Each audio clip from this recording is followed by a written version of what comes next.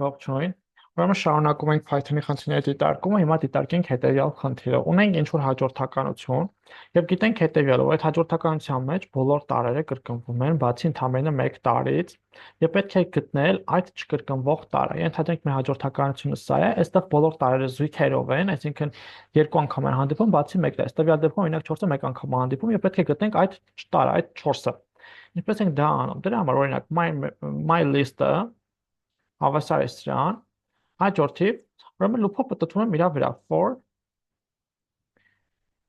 lm in range,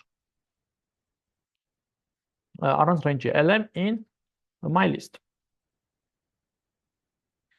Ուրեմն ինչպես են վարում, ստուգում եմ հետևյալը, եթե my list get count իրենը փնտրելով lm-ը, եթե այս արժեքը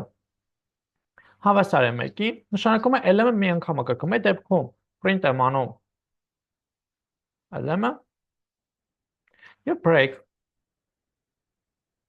Այսպես, break-ը կամ չգրեմ մի քողարկի պատտվելա մինչև վերջ, անիմաստ ստուգում անել, դա break գրենք, բանիմաստ անվերջ ստուգումներ չիրականացնի։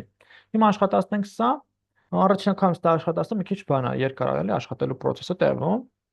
Եկ տեսնենք, որ արտածելա 4 է։ Այստեղ հստակ արժեքներ են տալիս, բայց այդ արժեքները կարող որոշվեն նաև ծրագրի աշխատանքի ընթացքում, տեսեք 4։ Այն ինչ որ մենք ուզում ենք լուծենք։ Բանկ այս խնդրին եւս մեկ այլ լուծում։ Ուրեմն այդ լուծումը ինձ ընդհանրում է հետեւյալը օգտագործել Alice setter։ Setter-ը դրանք բազմություններ են, որտեղ ամեն տար կրկնվում է մեկ անգամ։ Ուրեմն մենք ունենք մեր my list-ը, որը հավասար է։ Եկեք սա այսպես անենք, ուրեմն ունենք մեր my list-ը, որը հավասար է այս արժեքներին, չէ՞։ Ուրեմն ինչպես ենք, այսքան էս պետք է։ Ուրեմն ինչպես ենք վարվում։ Հաջորդի, եկեք ես մի հատ set ստանամ, բազմություն, այսինքն գրեմ temp-ը օրինակ հավասար է set my list։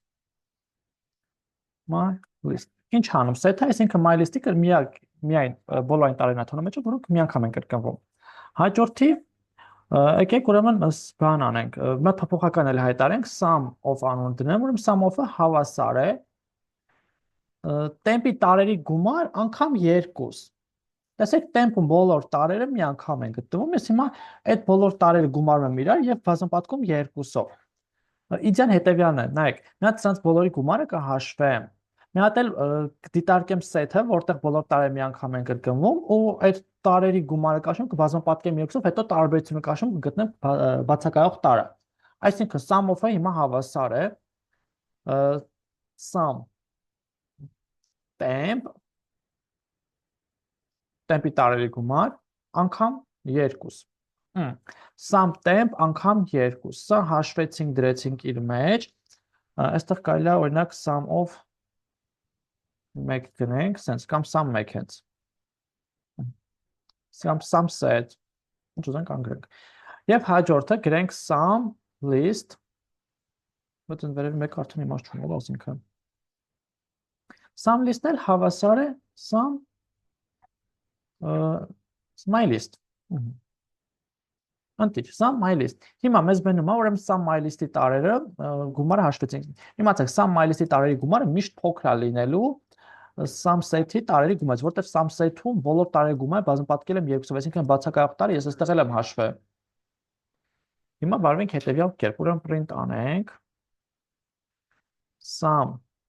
set հանած sum list։